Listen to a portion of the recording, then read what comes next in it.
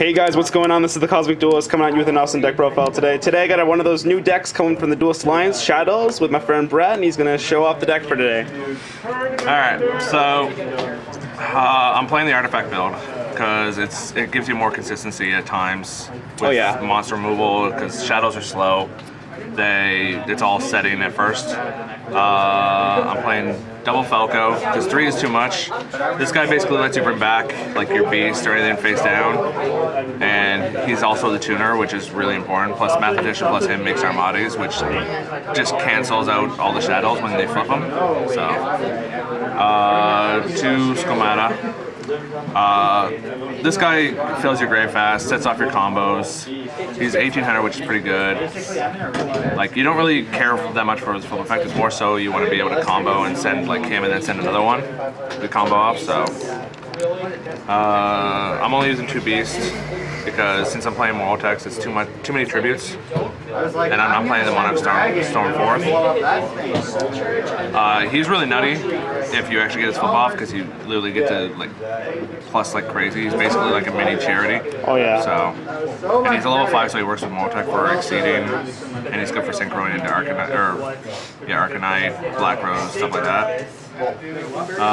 I'm using 2 Dragon. A lot of builds are only playing 1, but Scale Drain hurts this deck a lot from what I found out and everything. So the Spell and Trap, since I don't play MST, I don't play any Spell and Trap removal in my main, so this guy helps you deal with it. Plus he's 1900, which is kind of beefy, so kind of relevant. Yeah. 3 Hedgehog, because Hedgehog is OP. Letting you search any single one of your monsters for comboing, and it also lets you search out the fusion, so which is really important, especially if you're not playing a full salvo of them. Okay, so that's the Shaddolls. Do you think your ratios are really good for the Shadow monsters? Yeah, for like the artifact build, I think it's the right amount, because a lot of builds play 3 beasts, but since I play Moral Tech, I don't want too many like hands where I just can't play a monster.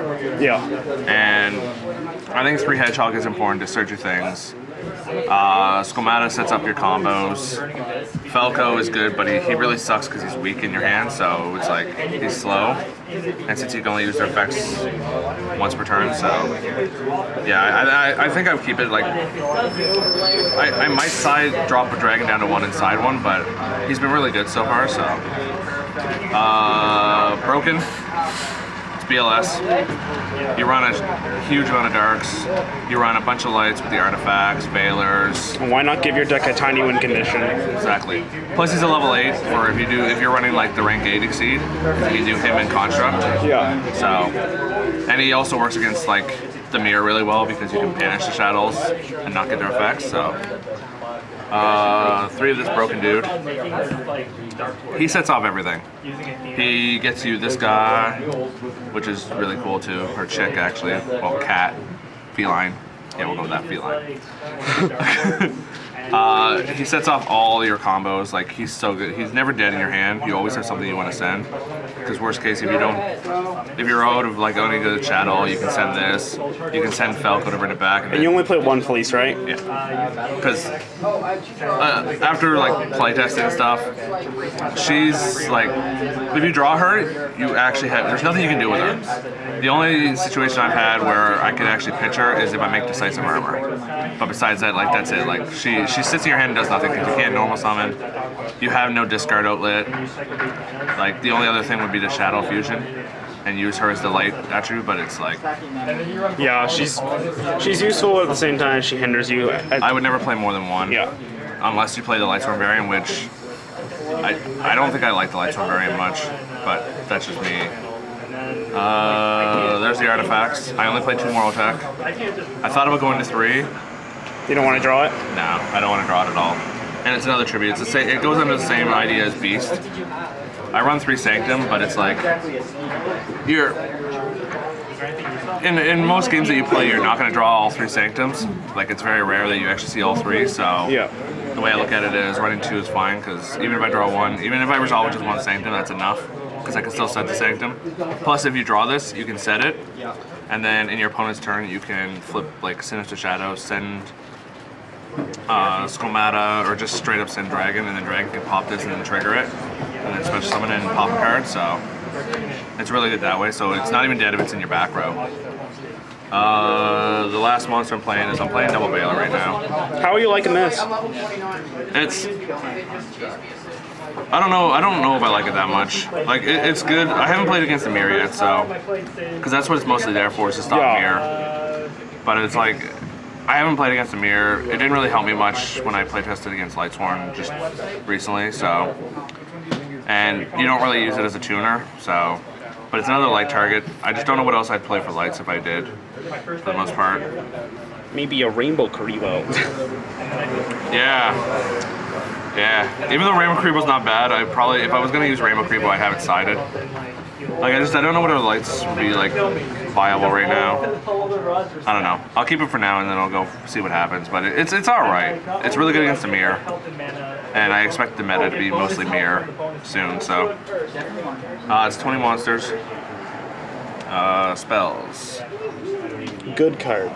Yeah, haven't actually drawn it yet. It's just because like Soul Charge is just really good in You general. play a ton of monsters and they all work, so. You play a ton of monsters, you can bring back, this can get you back your Felice, which can pop a card. You've got 4 or 5, so you can bring back 5 to exceed with. Like, you don't really care that much about bringing back the other guys, but it's the fact that you can also Soul Charge a Winda after it's been brought out. Yeah. And bring it back, so. There's just incidents. Like, the card is just too good not to play in almost every deck, so. But I wouldn't play more than 3. Or more than 2. Shut up. Dark Hole. It sets off all your shadow effects, so if you're forced to blow up your own guys, they still get their effects, so. Plus it's Dark Hole. Exactly, it's Dark Hole.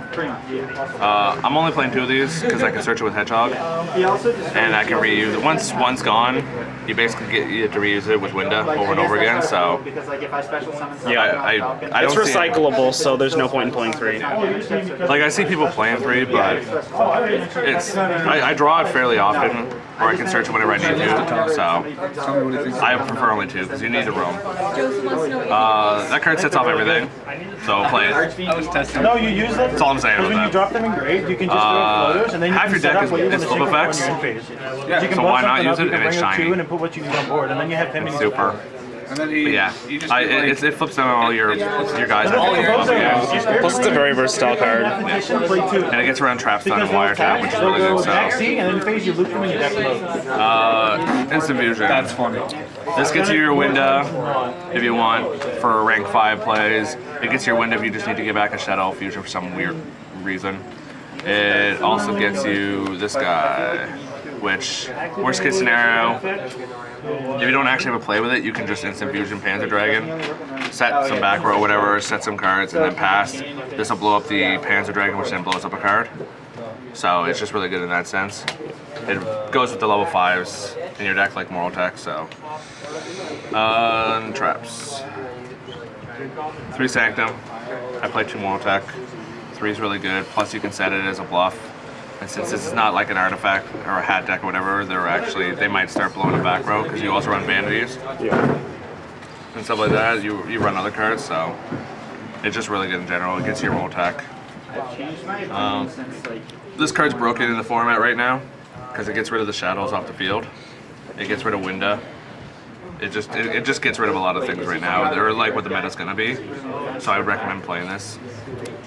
I was actually going to side this and not main it. I wanted to main a Boundless over it, but this card sets off all your shadows. It's really bad in the mirror match because you set off all theirs too. So it'd probably be something I would side out, but it's really good because, especially around here, because there's a lot of Lightsworn around here, and this can deal with like JDs and stuff like worst case scenario. I'm only playing 1 Shadow Core. He lets you go into constructs easy enough. He's just versatile in that sense.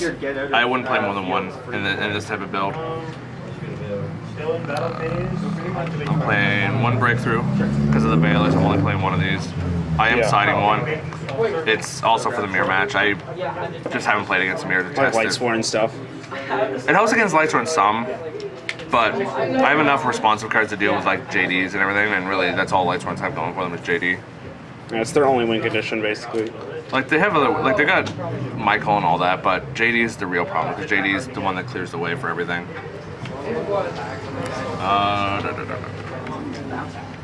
I'm playing double vanities. Some builds are playing 3. I'm only playing 2. I side 1. This card's good against like everything right now. It's literally like a staple in almost every deck, in my opinion. Unless you're literally like special on like heck, even Selvins play 3 of this main in most builds. So I would definitely be playing these right now. It's not as good against the mirror, but it still stops like shadow fusions and stuff. And then this broken card. This card's broken. Sinister Shadow Games is really good. This card is so broken. Like you can even flip it and send a guy from your deck to the grave, even if you don't actually have a shadow. As long as you have a shadow in the grave, which is just nutty. It sets off combos. It gets things going. It protects you from Nobleman, which is really good too, because it flips all your guys up. So, and that's it. That's 40 cards and the extra deck. These are the fusions I'm playing. The other one. And Panzer, you only need 1 because you only play the 1 instant fusion.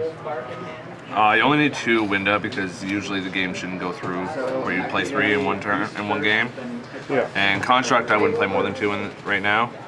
Like it's good, and I haven't brought it out yet. It's mostly for like Lightsworn and stuff like that because I can super poly, which I have sided. So, but I don't think I'd play more than that for fusions.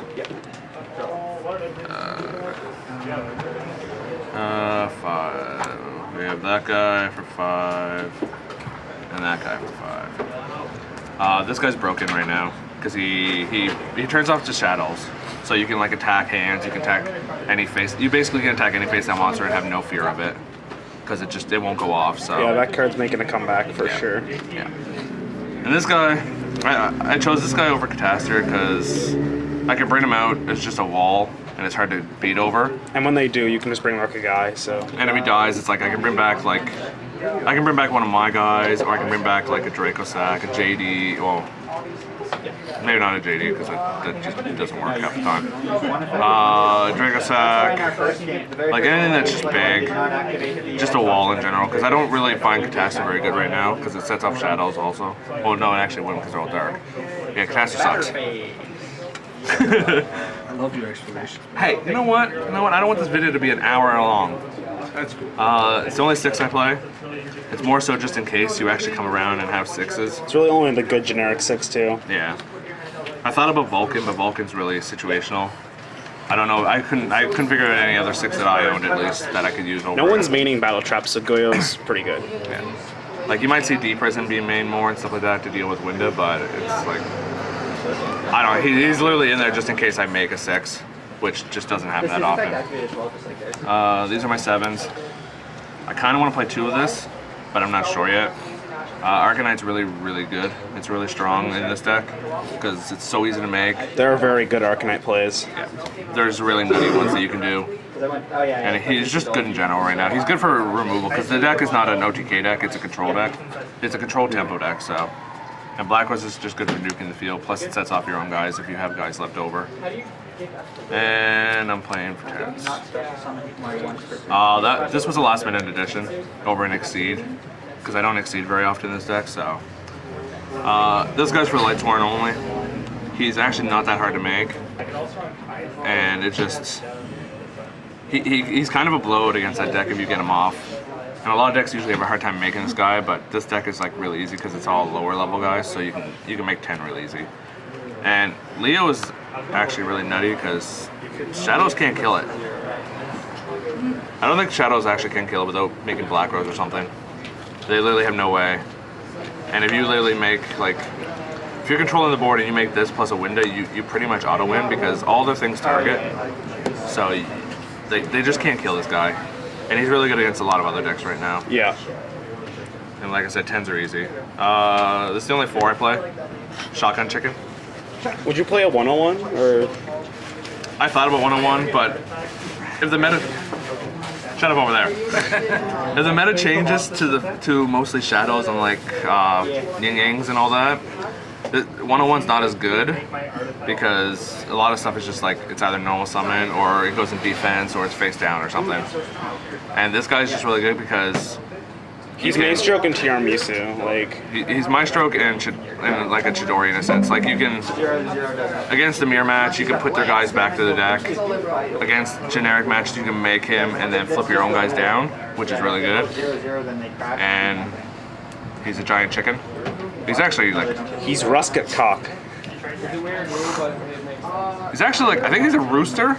I'm pretty sure he's a rooster, but whatever, he's a chicken. And he's just really good. Like, I thought about him, I thought about playing Exciton, but this deck builds so much advantage that Exciton should never be able to go off. Yeah.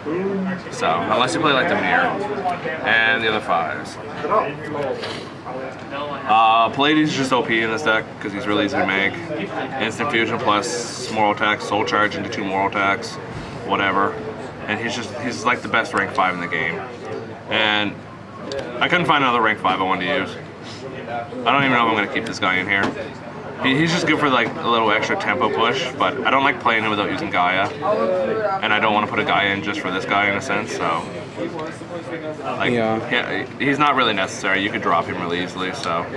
He's good. He's better off when we get like the other attributes for the Shaddoll fusions, because then he's a fire that you can use, so... But it's like... You don't need them, so.